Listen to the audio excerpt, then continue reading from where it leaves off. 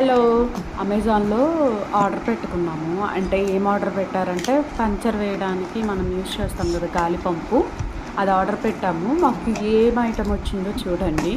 ఇంత కామెడీగా పంపించినాడు, అసలు ఒక్కోసారి అట్లాగే బిహేవ్ చేస్తున్నాడు. డౌట్ వచ్చింది, బరువుగా ఉండాలిగా, ఏం తేలిగ్గా ఉందా అనిపించింది.